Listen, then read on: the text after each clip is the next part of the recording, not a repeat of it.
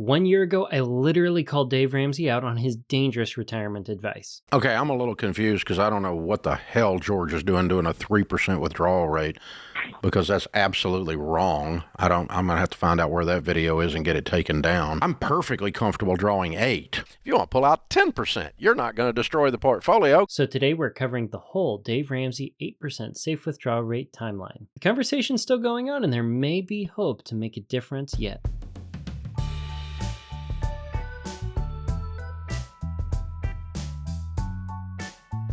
Now let's cut the music. I don't know if we're going to have enough time to get through the whole timeline. We've got a whole year's worth of drama to cover. We're going to start even further back than that so you can get the full context of everything that's been going on. We're going to be starting in February of 2020. On the 10th, I started taking Dave Ramsey's Financial Coach Master Training, and in this process, I was trying to figure out how much money I personally needed to retire. I was at the point in my financial life where I needed to be beginning my plan with the end in mind. And I asked the question on one of these training calls, how do I know how much I need for retirement? And I did get an answer that hinted at a 2-bucket strategy with a 2-year emergency fund. And I almost took the answer I got at face value and left it alone, but I needed more evidence. So I set to work, and by June of 2020, I had conducted my very first retirement survival study. I did Monte Carlo simulations and an Excel spreadsheet, looked at different portfolio mixes, and found that Dave Ramsey's 8%, which I had discovered, was very dangerous. I mean, in the image that I'm looking at now to represent this point in the timeline, a 30-year retirement with a 100% stock portfolio, like Dave talks about, gives you a 40% chance of success. In essence, I found that Dave was wrong. Let's fast forward now to 2023. January 3rd, 2023, we released the very first episode of the HopeFilled Financial Podcast. Up through to this point, I have been a financial coach. I've had Dave Ramsey's face on my website. I became a Ramsey preferred coach for a brief period in time. I hosted Financial Peace University.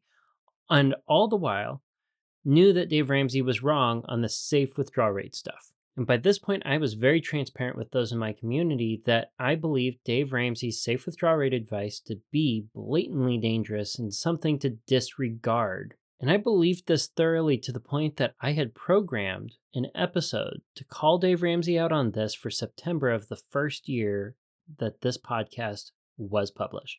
And that is where episode 36 comes in. In episode 36, I updated my survival retirement study and published it in the form of the podcast so that you could understand what I had been learning myself. I also wanted to establish a firm foundation for my position before bringing up Dave Ramsey and his 8% advice.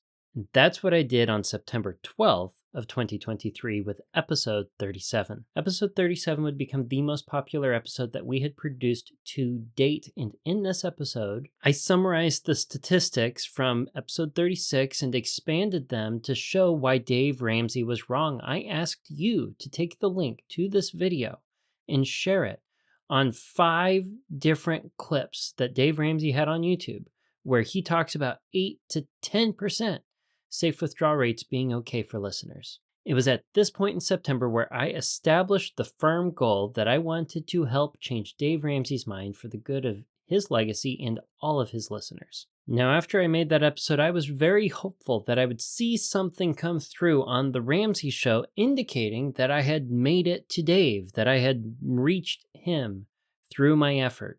And while the effort was small, I did notice that when the retirement topic came up, he seemed a little bit more kersnippety at those who were bringing up the topic. In my opinion, Dave seemed to get a little bit more upset at those in the comments who were basically wanting to fight him on 8% safe withdrawal rates. So I had hope that I was making progress, and that hope caught fire when George, in October, released this video. I'll link it in the comments below, but October 4th marked the day that George released a video about the FIRE community. And within this video, George shared a study from honestmath.com that we dove deeply into later on. In this study from Honest Math and the way that George presented the information, he talked about a 30-year time horizon and the safe withdrawal rate that was therewith associated, regardless of if you were retiring early. 30 years is the same from 30 to 60 or 60 to 90. And 30 years is not an abnormal time horizon for people to plan around if they want to retire right at age 59 and a half. I was downright thrilled with this video because I felt like this was a sign that Ramsey Solutions was pivoting to conservative safe withdrawal rates, and I expressed as much in the comments. You can go back to George's original video and find my first comment on there. I said, finally, a Ramsey Solutions video that recognizes conservative safe withdrawal rates exist. I think there are better studies than the one at Honest Math. I think my study is much more usable as one example. But this is progress. Now, George, please tell me that you're taking the safe withdrawal rate information to Dave to recant his 8 to 10% safe withdrawal rate advice that he gives to everyone. One of the responses that I got to this comment pointed me in the direction that gave me more hope. Here's another comment that read, "It is interesting to see George talking about a 4% withdrawal rate when Dave often talks about withdrawing 10% a year in retirement." And while I'm not going to read it here, my response to that comment was very enthusiastic. And for good measure, I want to show that there was also a little bit of confusion about the position here on safe withdrawal rates given the conversation that was going on below the video. Here's another user that says 8 to 12% is on return, not the safe withdrawal rate. They seem similar but are quite different, especially when retiring young, there is an increased volatility/risk, which means the two numbers will be even more different than other normal retirement circumstances. I fully agree with this position, but this was in the context of the safe withdrawal rate conversation. So I responded, "You're exactly right in your assertion, but Dave is on the record saying that if you make 11% on your return, subtract 3% for inflation, that's 8% each year, and you'll never run out." In other clips, he rounds it up to 10% for safe withdrawal rates explicitly.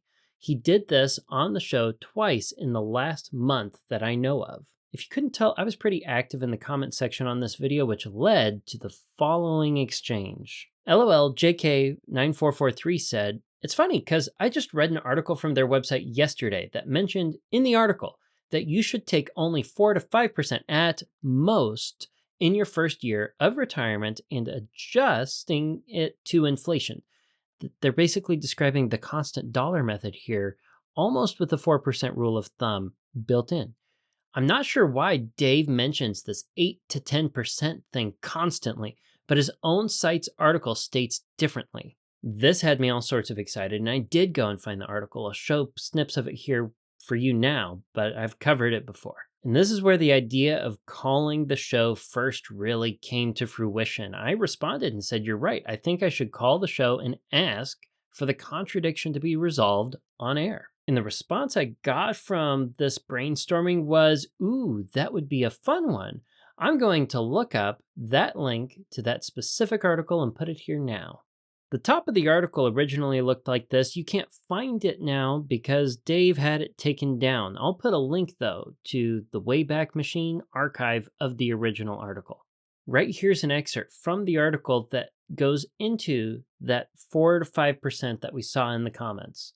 The article even took this example of how to use the constant dollar method with a 4% safe withdrawal rate and mapped it out beautifully. From that point in October through to November 2nd, when I finally called Dave Ramsey, I was reflecting on that article in George's video as evidence that the Ramsey Solutions was seriously considering conservative safe withdrawal rates. And there may be hope to change Dave's mind. So I wanted to frame a question where the baby steps were pitted up against the safe withdrawal rate through my own personal life situation. And if you're listening to this podcast, you're probably familiar with this call. If you're not, we'll link it in the description below. But this is what led to the 10-minute rant that went viral.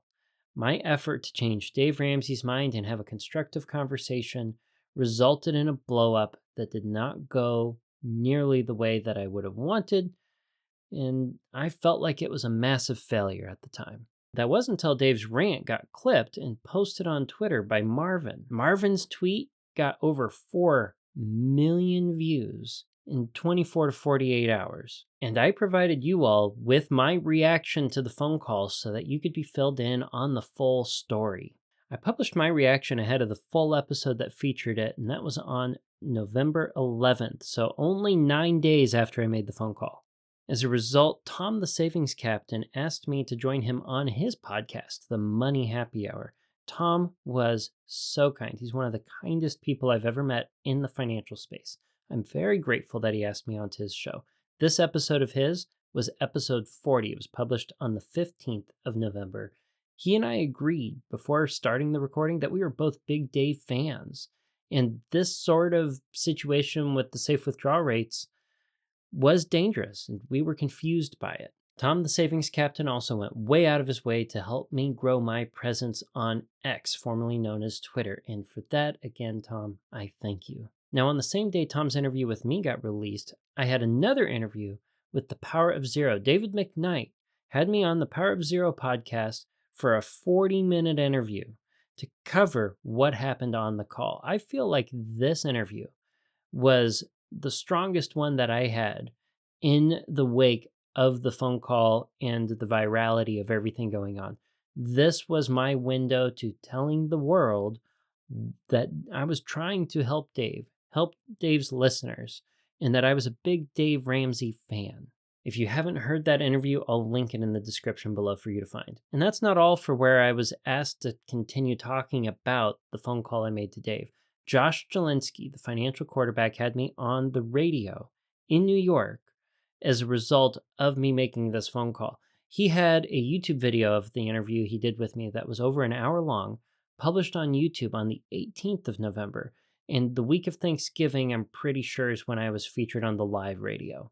In addition, many financial influencers were making videos and writing articles online. There were hundreds of them that flooded the internet covering this 8 to 10% safe withdrawal rate topic and calling Dave out on it, asking him to change his mind, and trying to educate people on why it was dangerous. A lot of them were really good. They're just too numerous for me to cover in their entirety here. And this takes us to November 21st, when I released my full episode covering the entirety of the context to that point leading up to the phone call, including the reaction to the phone call published earlier. In this video, which was episode 48 of the HopeFilled Financial Podcast, talked about George's fire video. I talked about the clips that Dave had put out on the Ramsey Show between September and this point, where he talked about safe withdrawal rates. I covered it all. Now, unfortunately, my full episode covering the entire context behind that phone call didn't have the reach that my reaction did, but it's out there all the same, and I know it's done some good. In the heat of all this going on, I'm tracking comments and all the drama that's happening, trying to see if something develops, and I noticed something back on George's original fire video from October. And that was George's response to Kellen Craft's comment, which reads, George is explaining that you'd need to withdraw 3% if you're doing fire movement stuff, because you need that retirement to last more years than if you retire at 59 and a half or later. Again, 30 years from 30 to 60 or 60 to 90, which is explicitly mentioned by George if you go and listen to it in context. It's the same time horizon.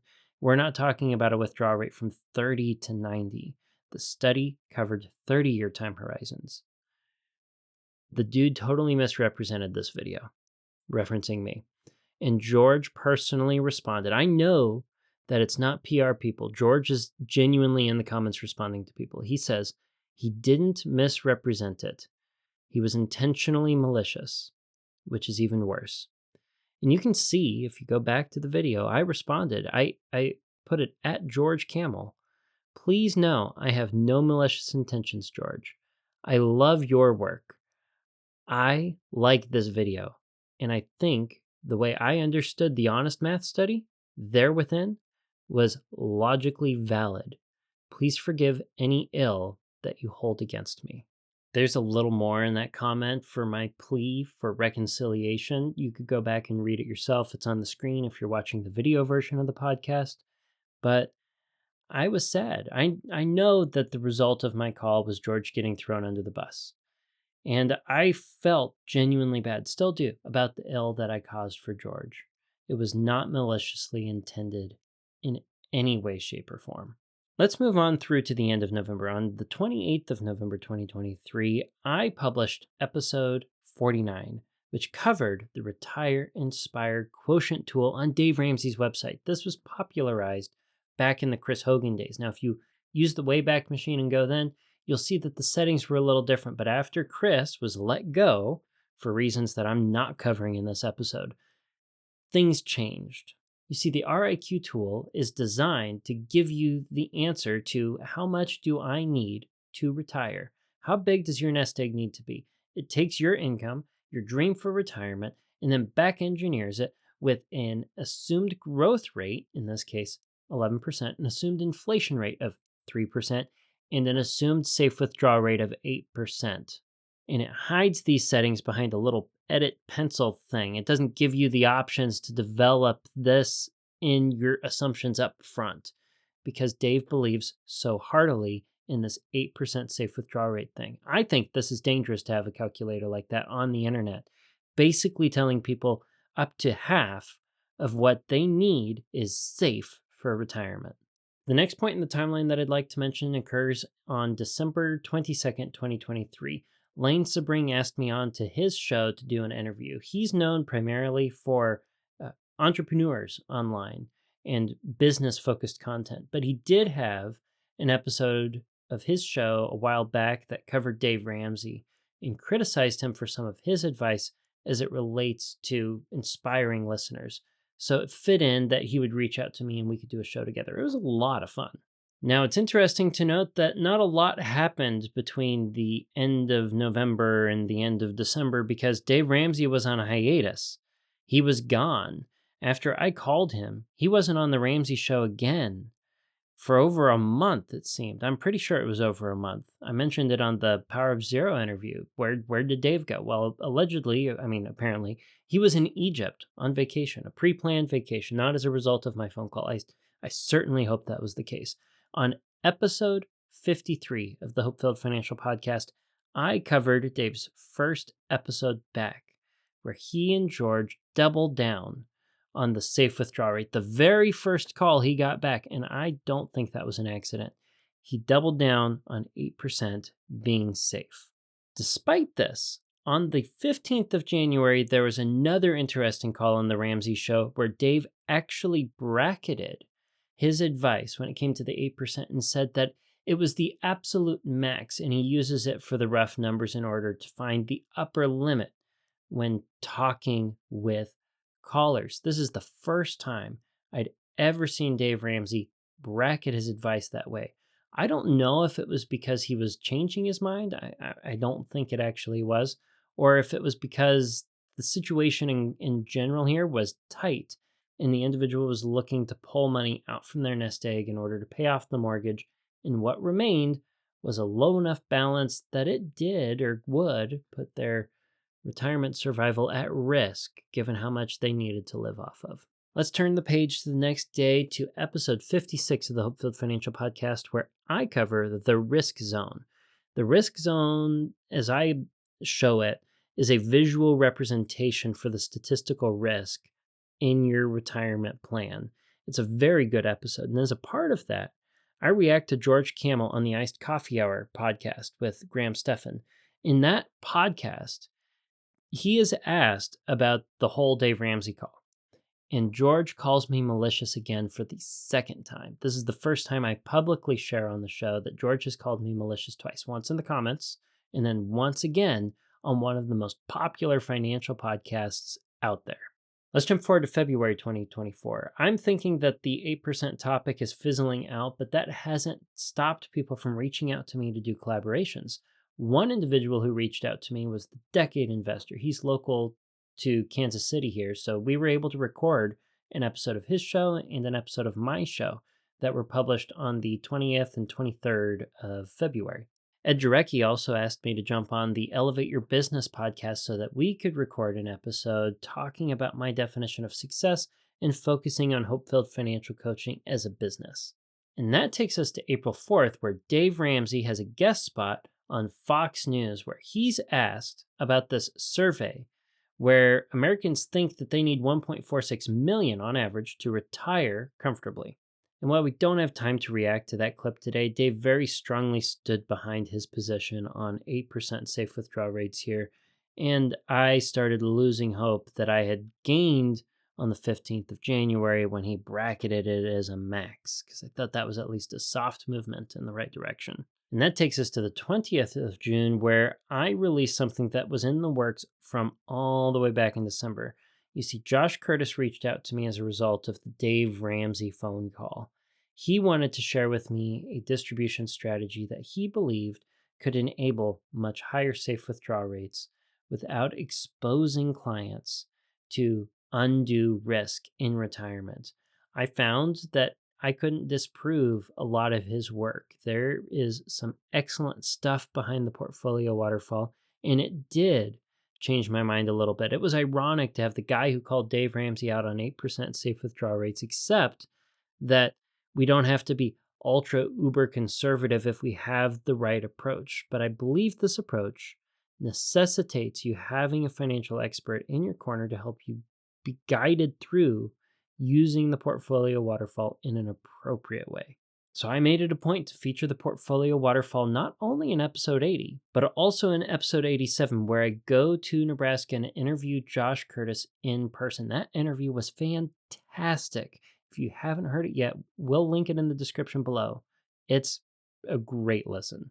Now we're getting up into what happened in the last 2 to 3 months. George Kamel had Caleb Hammer on his show, on a Ramsey Solutions produced show, to do an agree to disagree recording. And man, I hadn't gotten fired up about the whole Dave Ramsey 8% thing in a long time. I was moving past it, and then out comes Caleb Hammer asking George straight up, is 7%, not sure where you got 7 at this point, is 7% a good safe withdrawal rate? And George's arguments got me emotional. We'll just say it that way. It's a good interview. I released episode 89 as a reaction to that. It was an unplanned reaction that I fit into the programming this year because you needed to hear it. And you needed to know why George's arguments were not fully valid. I believe their original publication came out on the 6th of September, and my reaction came out on the 24th. And this takes us to a video that came after that one on September 13th. So this is published before my reaction to Caleb Hammer's thing. I haven't talked about this video yet. George posts a video that straight up talks about 4% safe withdrawal rates. You see, it focuses on solving the problem.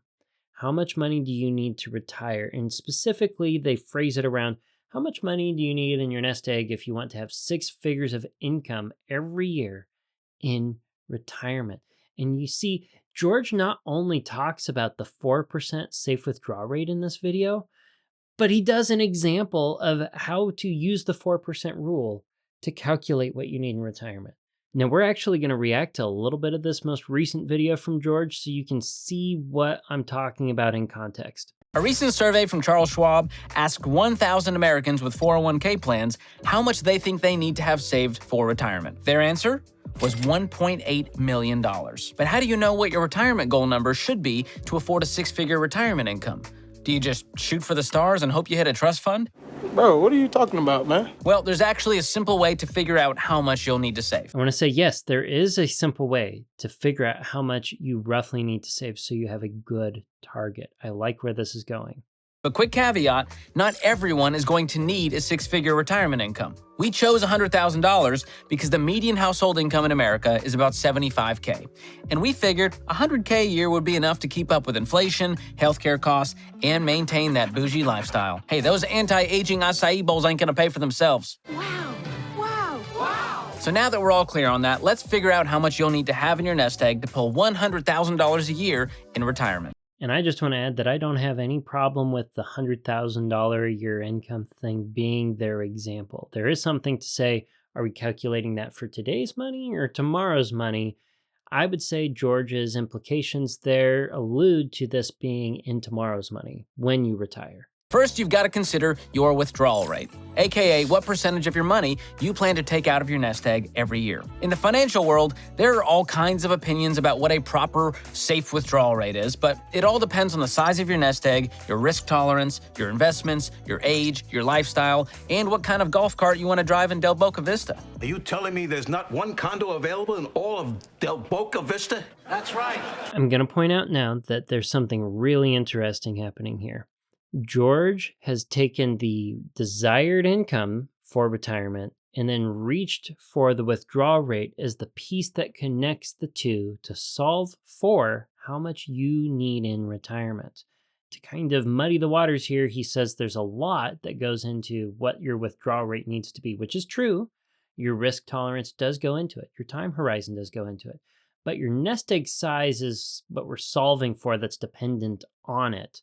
You could say that you're targeting a large enough nest egg to give you flexibility, sure, so you can have a higher default safe withdrawal rate if you want to work flexibility in, but the method that's going to be used in this video is the constant dollar method, as popularized with the 4% rule in the Trinity study.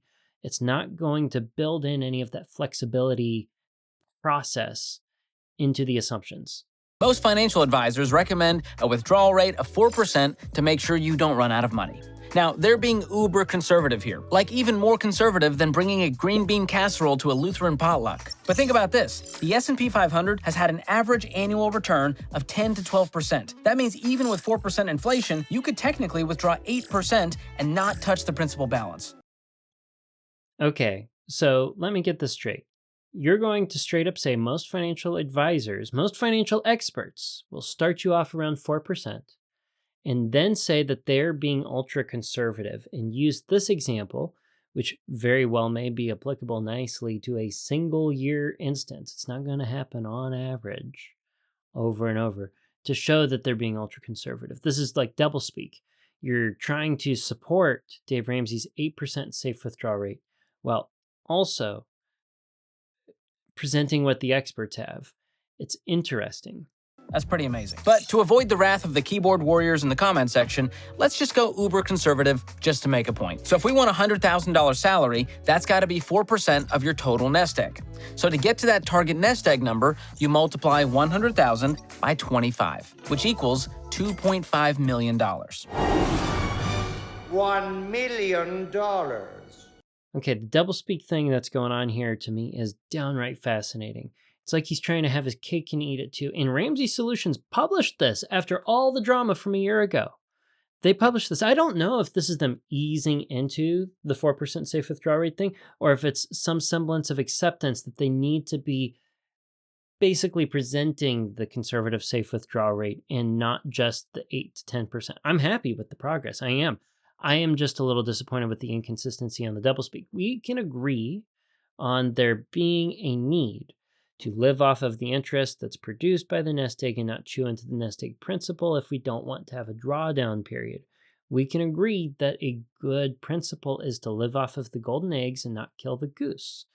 What we need to agree on a little more clearly for the good of all listeners is how sequence of returns risk and how the volatility in the market and what you have in your portfolio, how that impacts your safe withdrawal rate. And then how your distribution strategy in particular, be it, are you blindly treating your portfolio like a black box, or are you using something like the portfolio waterfall? How that plays into it so that we can show a more realistic picture as people are figuring out how much they need in retirement. I mean, this is the exact reason why I had a hard time with George's conversation with Caleb and his arguments that he had when he was arguing with Caleb. He ignored the reality that the 4% rule, that safe withdrawal rates in general, especially when used with the constant dollar method, are very frequently used to back engineer a target for your nest egg that you want to hit so you can retire. And that'll take us to the end of the timeline as we are recording. The latest update I have from you comes from October 3rd, 2024. There is an updated article that uses the same URL to the one that was taken down, the one that I referenced when I called the Ramsey Show. This one's called Is $1 Million Enough? Let's jump into the article real quick and scroll down. We'll see that in here, the article talks about the average stock market return over the last blah, blah, blah being 10 to 12%. Dave Ramsey's typical thing saying you can get 10 to 12% in good growth stock mutual funds. They say that the growth, if you had $1 million invested in good growth stock mutual funds, there's a link there, don't click there, that you could have $100,000 to $120,000 of money that comes out of the million that you could live off of without touching the golden goose. I agree for the one instance in that 1 year. If you don't want to have any correction for inflation and you're not looking for the longevity, yeah, you could just take the interest, but you're not going to get 10 to 12% every year. It might be less. You might have negative returns some years in your portfolio. That is very, very probable.